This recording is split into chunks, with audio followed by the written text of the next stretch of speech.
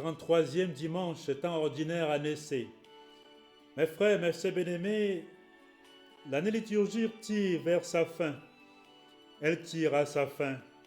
C'est pourquoi nous entendrons dans les textes de ce jour la question de la fin des temps, de la fin du monde. Je fais cette vidéo donc de nuit, et j'implore, je prie Dieu qu'à travers la lumière qui brille sur ma tête, la lumière de la justice de Dieu brille sur les ténèbres des injustices humaines, des injustices politiques, économiques, sociales, culturelles et spirituelles. Mes frères, mes sœurs bien-aimés, je le dis en pensant à Malachie. Malachie chapitre 3, verset 20. D'abord, verset 19, le Malachie annonce la venue du Seigneur comme étant un jour brûlant comme une fournaise contre tous ceux, toutes celles qui commettent l'impiété, c'est-à-dire les arrogants et les méchants. Mes frères, mes sœurs bien-aimés, le monde est gouverné par l'injustice. Nous sommes gouvernés par l'injustice et par des pouvoirs injustes. C'est pour ça que j'implorais la lumière de la justice divine, que cette lumière puisse briller, briser l'épaisseur des ténèbres des injustices. L'épaisseur des ténèbres, n'est-ce pas, des injustices qui nous gouvernent de par le monde. Qu'elle puisse briser les pouvoirs injustes et les pouvoirs des injustices. Mes frères, mes sœurs bien-aimés, on sait que notre monde connaît la guerre en abondance et même en surabondance.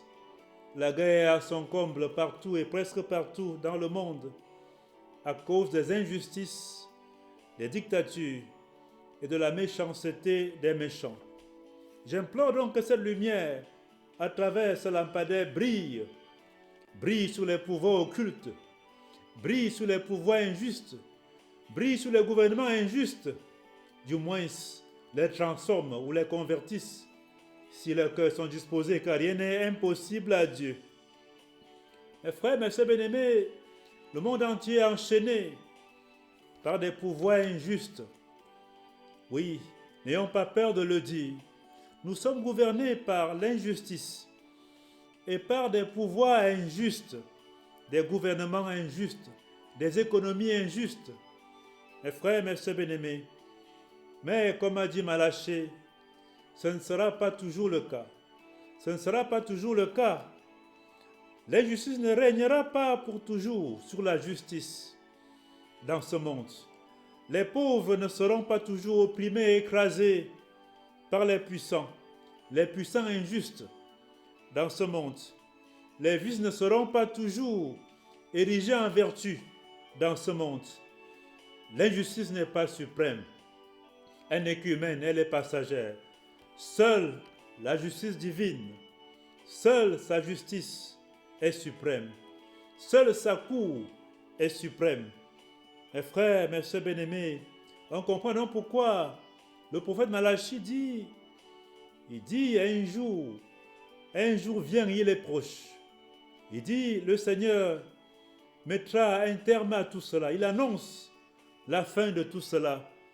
Parce qu'il annonce que le Seigneur vient, sa justice sera comme une lumière qui brille, qui sauve et guérit les justes de l'oppression et des injustices. En Malachie 3, 20. Mais pour vous qui craignez mon nom, le nom du Seigneur, le soleil de justice se lèvera, il apportera la guérison dans son rayonnement. Mes frères, mes sœurs bien-aimés, c'est ce que nous annonce le prophète Malachie. Le prophète Malachie, qui est un prophète ici annonçant la justice de Dieu sur la justice et les injustices humaines. C'est pour ça que les justes de ce monde ne doivent pas se décourager. Ils doivent toujours continuer de rechercher la justice sans se décourager. Rechercher la justice et la pratiquer sans se décourager. Leurs efforts seront récompensés, nous dit le prophète. Ils n'ont pas à craindre la prospérité des injustes sur la justice. Ils n'ont pas à craindre la prospérité des méchants, n'est-ce pas, sur les bons. Ils n'ont pas à croire que ce sont les méchants qui ont raison et que c'est en vain qu'ils pratiquent la justice, que c'est en vain qu'ils sont des honnêtes ou des bonnes personnes, que c'est en vain qu'ils sont des enfants de Dieu. Non, bientôt, le Seigneur y mettra un terme. Bientôt, ce sera la fin. Il restaurera le bon droit et la justice, comme a dit le psaume 98 ou le psaume 97, peu importe les versions. Il dit: acclamez le Seigneur, car il vient pour gouverner la terre, pour gouverner le monde avec justice et les peuples avec droiture. Psaume 97, 9. Mes frères, mes sœurs bien-aimés, le prophète Malachie ne donne pas ici une sentence définitive pour les méchants et pour les injustes. Il faudrait plutôt y voir un appel, une exhortation à la conversion, un appel irrépréhensible à leur conversion avant qu'il ne soit trop tard. Car Dieu ne veut pas la mort des pécheurs, des méchants, des injustes, mais seulement qu'ils se convertissent. Il ne veut pas la mort des gouvernements injustes, des gouvernements cruels. Il veut seulement leur conversion. Mes frères, mes sœurs bien-aimés, les textes de ce jour donc ont un accent lié à la fin des temps, le Seigneur qui vient. Même dans la lettre de Paul, la deuxième lettre de Paul aux Thessaloniciens, Thessaloniciens 3, versets 7 à 12, où Paul ici reproche les paresseux. Il reproche les paresseux. Oui, les signes de la fin se montrent aussi à travers les paresseux de ce monde. Saint Paul dit ceci: vous savez bien, vous, ce qu'il faut faire pour nous imiter. Nous n'avons pas vécu parmi vous de façon désordonnée, et le pain que nous avons mangé, nous ne l'avons pas reçu gratuitement. Au contraire, dans la peine et la fatigue, nuit et jour, nous avons travaillé pour n'être à la charge d'aucun d'entre vous. Bien sûr, nous avons le droit d'être à charge, mais nous avons voulu être pour vous un modèle à imiter.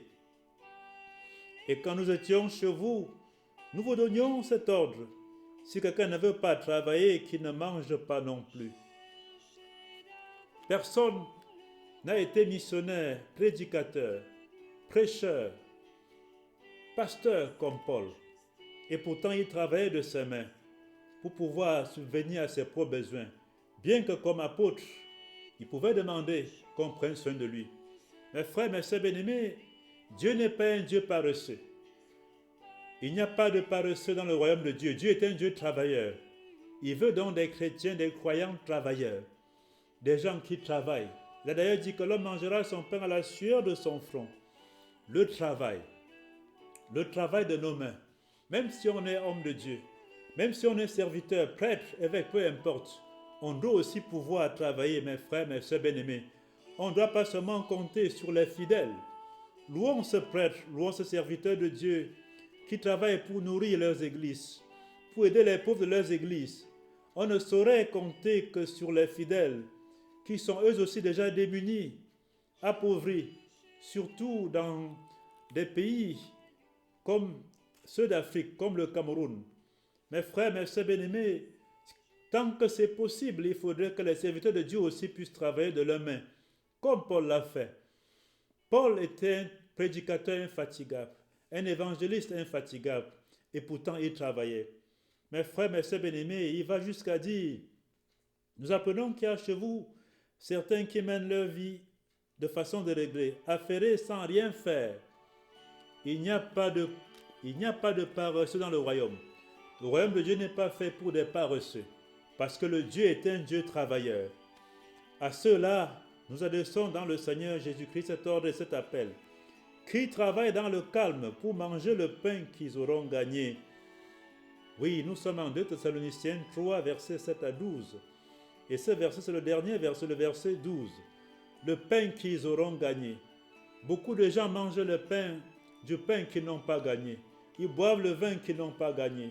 Ceux-là qui volent dans nos gouvernements, dans nos sociétés, qui volent par milliards, qui volent pour les générations à venir. Beaucoup, par contre, travaillent. Ils travaillent, mais n'ont pas le pain, n'est-ce pas, équivalent au travail qu'ils ont mené. Ils travaillent et meurent pauvres, parce que les paresseux volent leur argent. Les paresseux le payent en moindre.